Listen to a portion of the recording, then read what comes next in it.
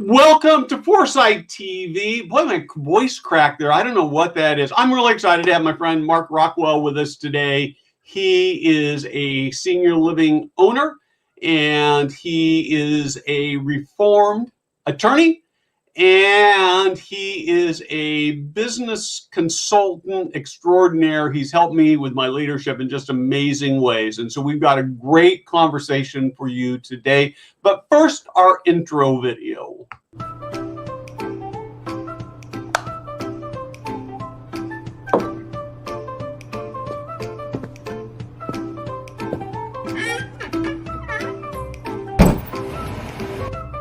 Hey guys, Steve Moran here.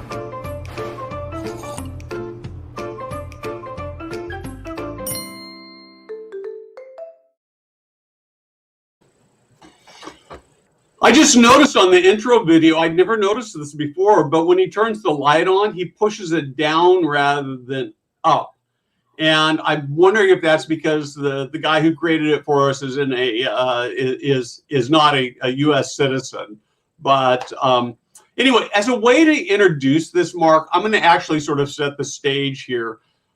As you know, as we've talked, as you worked with me, my organization is growing 30%, which sounds like a lot, but we were a very small organization. So we really added in the last year, we've added 3 people full-time after a year and a half. And the leadership, honestly, was pretty easy when it was me and 1 full-time and some part-time people to do that. We'd meet once a week, and we have some volunteers who help with writing and that kind of thing. And it was we just have conversations and figure it out. But now we've got more partners, we're doing more things. And I've discovered that even though I almost shouldn't be confessing this, right? But even though I've been writing about leadership and giving leadership advice, that doing it and talking about the research and what works and thinking about it are very, very different things. And so every company has a culture, right? But most of them aren't very deliberate. So let's actually talk about when you're working with companies, when you first go into organizations, what are kind of the challenges and things that you see that are broken and need working on? Well, first of all, your confessions are not unique. I've suffered from the same issues that you have. We all do. Anyone who pretends they haven't is not being totally truthful. Okay, good. That's good to know. Well, and I actually think the way I explain how I think most businesses transpire is you have 2 or 3 really bright people. They've got an idea. They've got a product. They work really hard. They get launched. They sell some product or they sell some service, and they grow and they hire an employee. And then they sell some more product or some more service and they hire another employee. And before you know it, they've got 15 or 20, 30 employees. And the problem is the informality of communication and knowing every client and knowing every receipt and knowing every product is no longer possible. And it just denigrates into confusion and chaos. And I saw a quote the other day, which I really embrace, which says, a lack of clarity kills growth. And that is so true. And that is what most young businesses suffer from, is without a process, without a standardization, there can be no clarity. And without clarity, it's very difficult to grow. It is. And I see we've been involved in helping so many great companies really accelerate their growth. So Connected Living, who of course sponsors this video, this Foresight TV, I've watched them grow, and Sarah Hoyt's become a good friend. And talking about how to figure out this leadership and organizational stuff, she's a lot further on, a lot better at it than I am, and they've got an amazing company and they're doing great things like that. So you come into a company, and usually people come to you because they've got some sort of a pain point, right? Can you Correct. talk a little bit about what those pain points are that you see? Well, actually, it generally is the result of a business that oftentimes has been around for 5-6 years. They've actually got a fairly good amount of volume. They've got probably at least 15 to 20 employees. They're probably doing at least $3 to $5 million a year, and that's a pretty sizable business. Yep. And what they recognize, among other things, is the owner's starting to get calls from customers saying things like, Ted, I really loved working with you, but the last couple orders have really not been handled the way you used to handle them. And suddenly the light goes on that even though everybody is sweaty armpits and working really hard and putting a lot of product out the door, it's clear from the feedback, both from employees and from customers, that things just aren't all that happy in River City, and something needs to change. So there's the first step is that you identify you've got a problem. The second step, I think, is figuring out what the problem is. I'm not sure I'm even describing it right.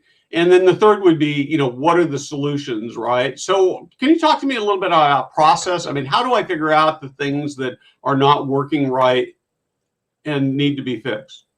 Well, first of all, I would say just hit the pause button. Now, I know that's easier said than done, but there has to be, in my opinion at least, a really conscious recognition that there's got to be a better way. There's got to be a better way. And, whether the owner is part of a peer group and can talk with fellow business people and get some idea of how their business is running, and yes, there actually is a better way. What I would recommend is that anyone that's going through this process really step back and say, we as an organization need to go through several steps, and either we need to do it ourselves or we need to have someone help us through that process. And there's no magic in either one of those. It's really what is most comfortable for the organization. And I would say that in a group discussion, if let's say the leadership team goes off site, one of the first things any organization's got to determine is, who are we? Who are we? What do we want to become? What is our vision?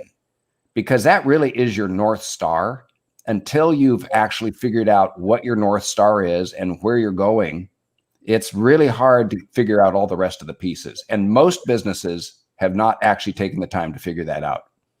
Okay, so let's actually dig into this a little deeper in the context of a senior living community, because at some level, I would argue that it's blatantly obvious, if I'm a senior living operator, that my North Star is to create great senior living communities that people want to come live in. So it's sort of pretty easy. Is that what you're talking about, or is it something different than that?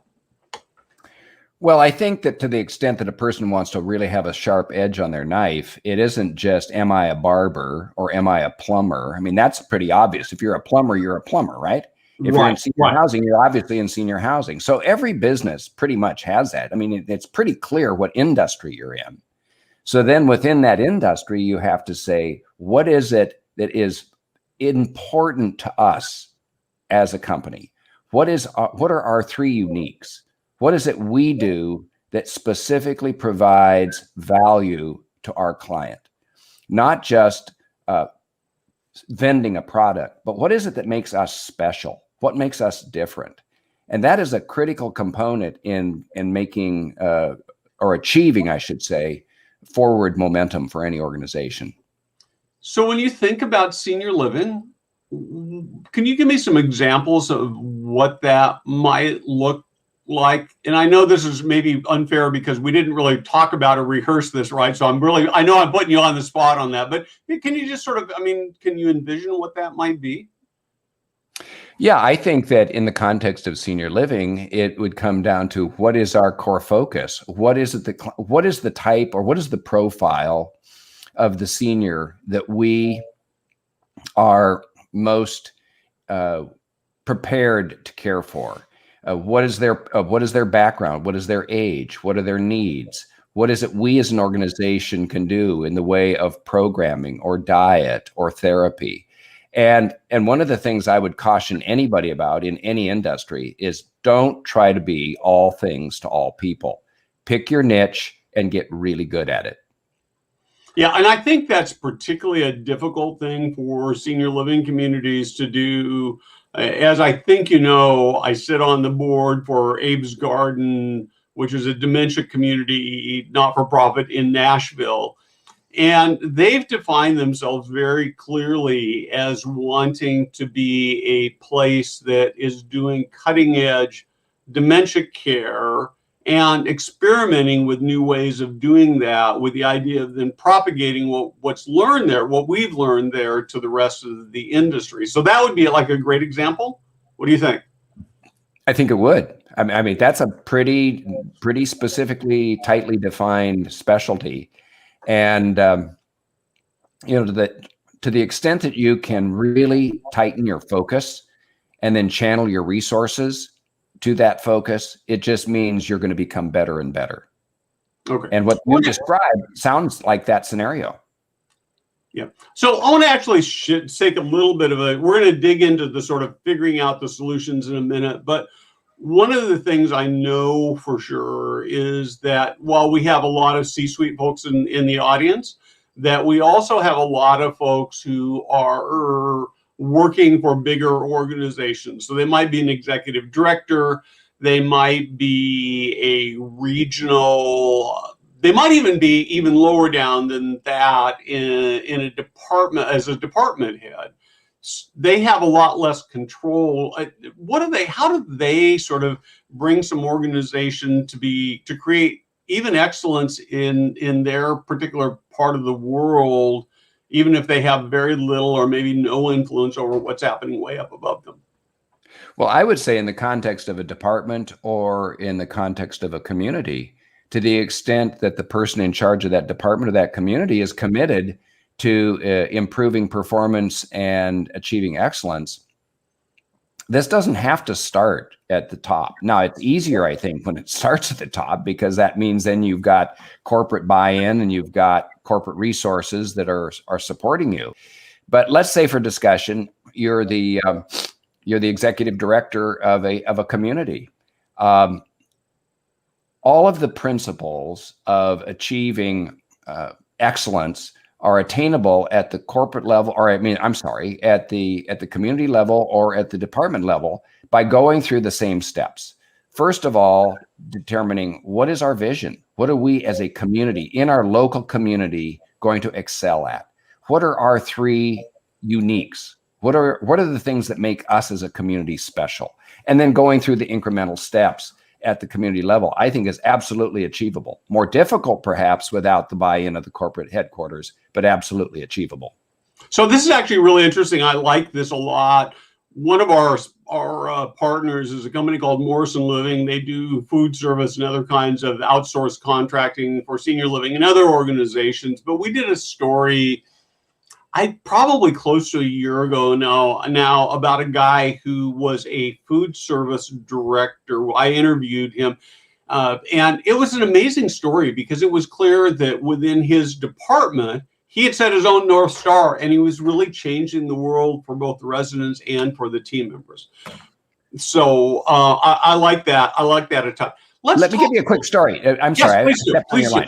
Okay, so there's really an interesting story, and it's called Turn This Boat Around. And it's an example of, everybody in the U.S. Navy is sailing the same gray boats, and everybody eats the same food and wears the same uniform, goes through the same training. Oh. And yet, when various ships in each class are judged one against another, there is dramatic difference in the performance of the morale and crew performance from one ship to another. And so what that to me illustrates in the book, Turn This Ship Around, is really profoundly exemplary in that regard, is if you think of the U.S. Navy, there's no organization in the world that has probably more written regulations.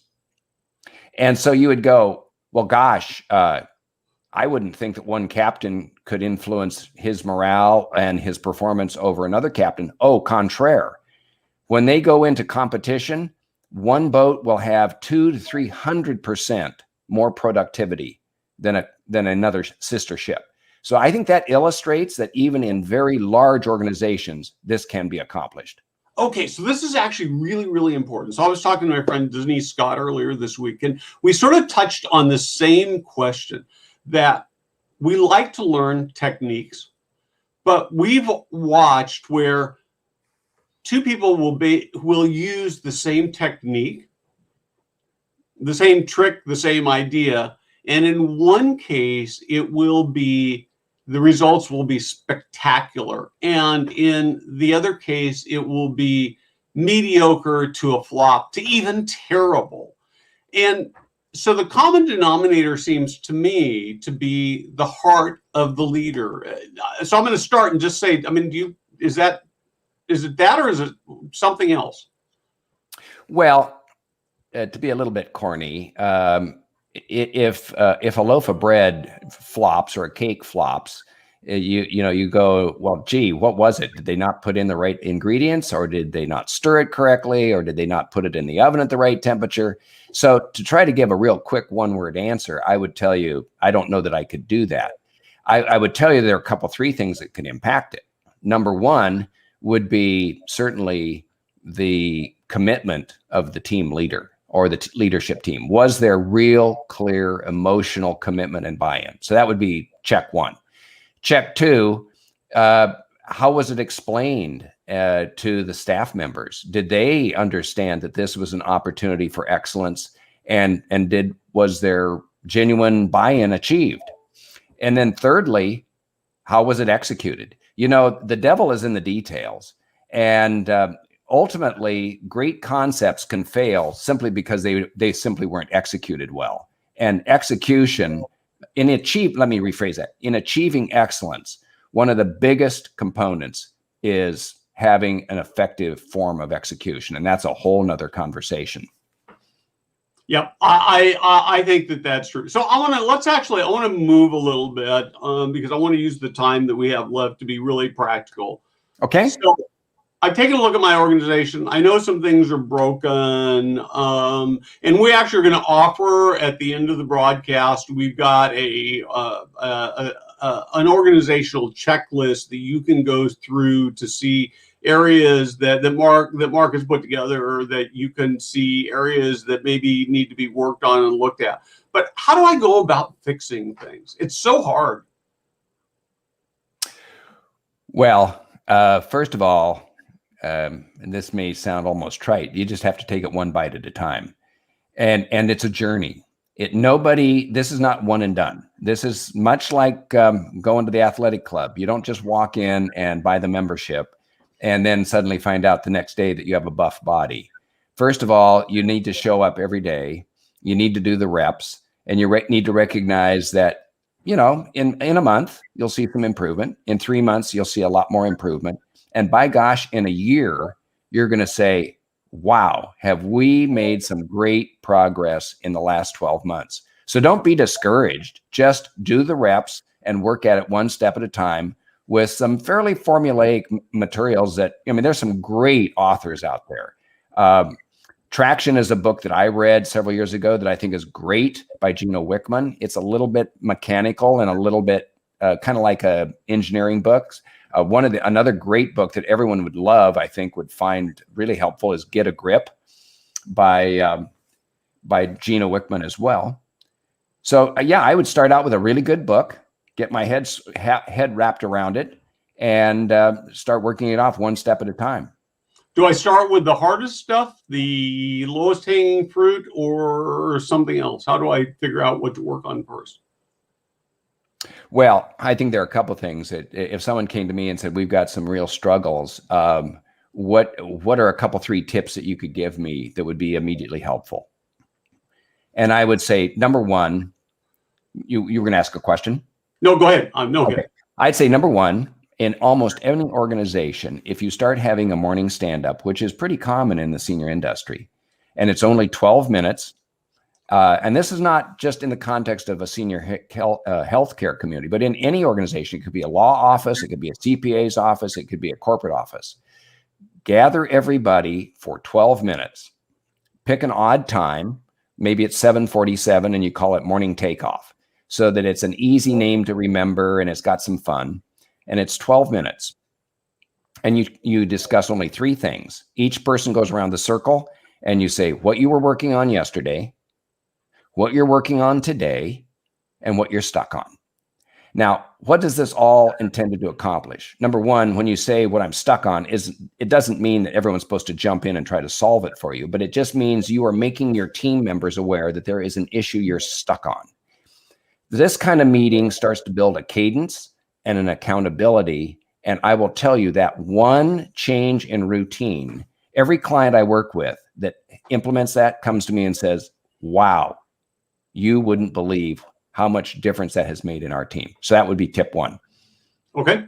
So I'm going to actually dig into that a little bit. So we do, in my organization, we have several meetings that we do during the week on specific topics or areas of concern or interest that, all kinds of things. And then Friday we do a general team meeting, and it's in some sense, we always get some business done, but it's sort of vision casting and just time to catch up. It's almost like having coffee together, even though we're all over the country from Pittsburgh to Southern California. And last week, I think we had one of our team members was actually in Alaska. So it's kind of cool to be able to do that.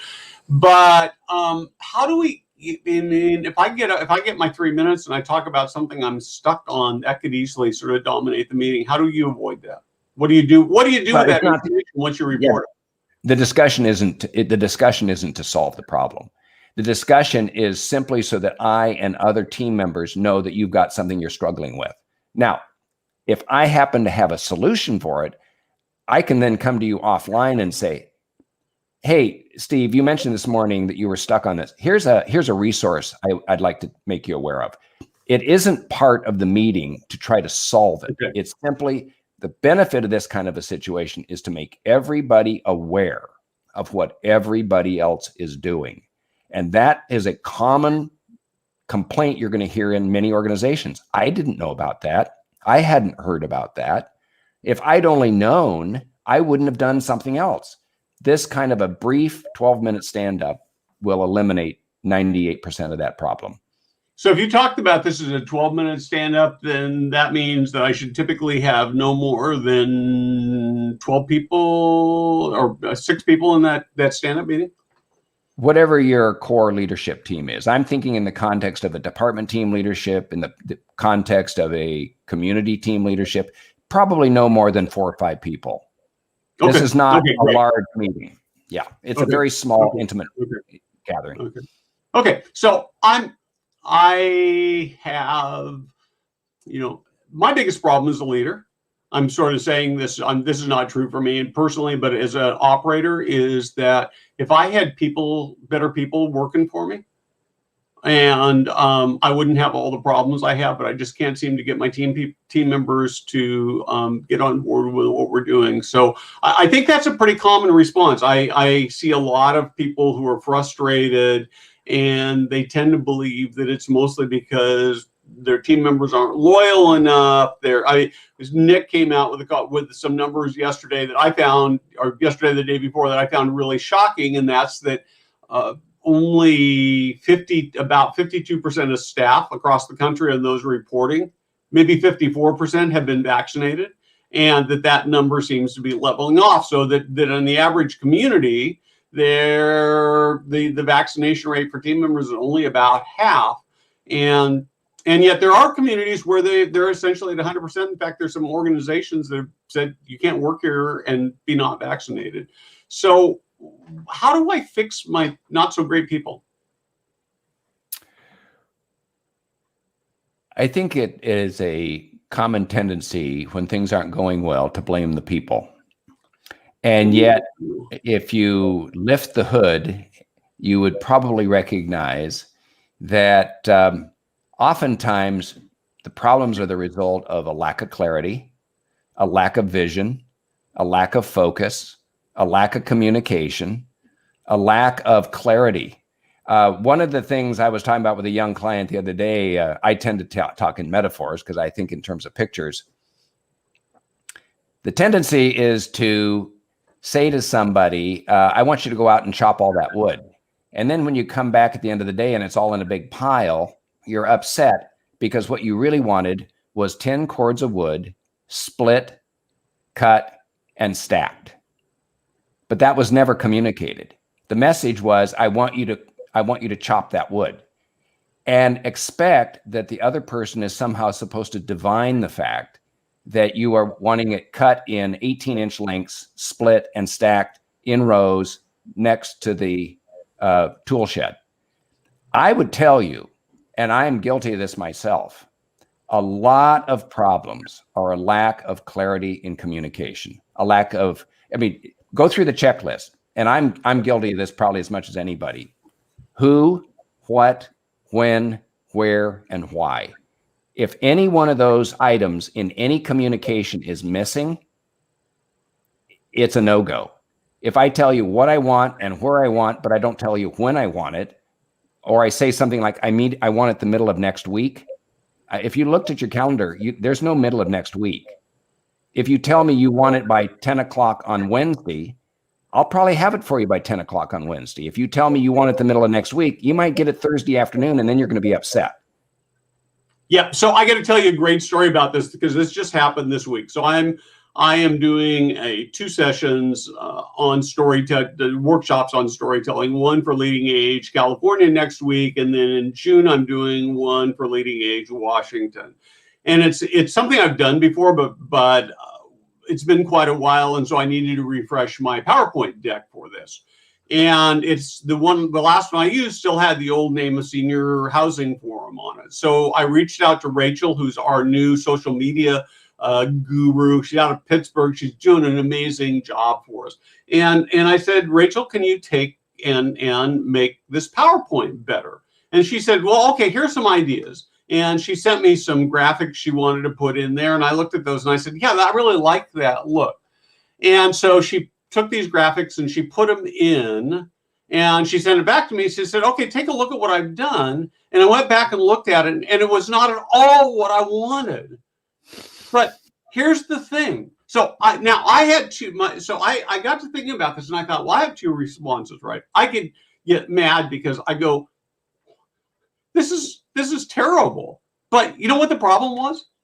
I hadn't actually communicated what I needed. I thought I had, but I hadn't communicated. And so I got on the phone and, this is where phone over email or Slack gets so much better. And I said, no. That was just an example because the content in there, I didn't care about. It was the look and feel. And so we got back and now I've got something beautiful and it works. But I do think that that's a challenge that leaders have is that when they ask people to do things and they don't do it right, they tend to blame the person who didn't do it right when maybe it's the leader didn't set the right expectations. Well, I think the latter is correct. And Dan Sullivan, who's a great author and business guru that I have such admiration for, I'm probably going to mess up his quote, but it goes something like this. Most disappointment is the result of poorly communicated expectations. And I believe that to be true. Yep. What you just described is in spades what happens. And a lot of it is, frankly, we're in a hurry. We're a little lazy. Think of how many messages you get where the people don't even type out the word. They use SPH or TLC or MPR. And you're going, I think I know what that means. Well, that's quick. It's a little lazy. And don't be surprised when the person who received the message didn't understand what LNA stood for. Yep. I believe that to be a true statement. Yeah. No, I just think that it's really critical when I look at organizations and the difference between great organizations, successful organizations, and not so successful. Once in a while I'll see somebody, whether it's senior living or something else, where I go look at the product and it's never going to make it. But mostly it's a leadership problem. And when the leaders are committed and are thinking I think it's the difference between a building where the vaccine is vaccination rate is 50% and 100%. It's not. I understand that it's not always that simple. There are I think there's some geographic differences and those kinds of things, but I think largely it sits there. So I got a couple more things, but before I do that, I want to talk a little bit about this offer you have got. So you put together a 20-item checklist that people can quickly go through and kind of get a sense for the health of their organizational health of their organization. And you as an audience can reach that, can access that by texting to 916-659-5287. We're going to leave this up for a couple minutes. The word coach. If you're already on Community, you'll get a link where you can immediately download. If you're not on Community yet, you'll be first asked to sign up. The one thing I want to tell you about sign up, and this is kind of weird, and I'll tell you why they do that, but they do ask for your birth date. And well, I'll tell you what they do. The reason they ask for your birth date is they want to make sure you're an adult, not a kid, and getting in there inappropriately. But if you're uncomfortable giving your birth date, lie. Nobody's going to check. It might be nice if you put the right date and month, because I might actually send you a happy birthday message. But if you don't want to put the year in there, I don't care. It's fine to make something up. Pretend like you're 150 years old or that you're 18. Any one of those in any place in between is fine. There's one other thing I want to tell you about this, and that is that Mark has generously agreed to do 5 half-hour coaching sessions with people, and all you have to do is download the checklist sheet. Both his phone number and his email are on there, and all you have to do is email him and say, I want that half hour, and he will get back to you and set up a time with you. So that's a very, very generous offer. And I would gladly do that, because this whole business of coaching and business improvement all is a little bit, confusing to start with. And if I can point some people in the right direction, give them some books to read, give them some ideas, and get them launched, I would love to do that. Yep. And I will tell you, I do it all the time. So, and he is very, very helpful. So I would really recommend it. So first steps would be, if I'm looking at my organization and I think it's broken, what's the first thing I should do? Oh my gosh. What's the first thing you should do? Yeah, what's the first thing I should do? Sit down and I've at least admitted I've got some problems, right? Sit down and hold your head and get a cup of coffee. Gosh, what is the first thing to do? I mean, there's that I don't know that it's that simple an answer. I think first of all is acknowledging that there's an issue. Secondly, making a commitment that you're going to solve it one way or another. And I will tell you, I am a real believer. This is one of my favorite quotes. I may not know the guy, but I'll bet I know the person who knows the person. And so if you have an issue and you are acknowledging that you need to improve your performance, number one, that is an amazing accomplishment in itself. And then number two, start casting about, finding out who you know could guide you to the right source of information. And there's lots of information out there.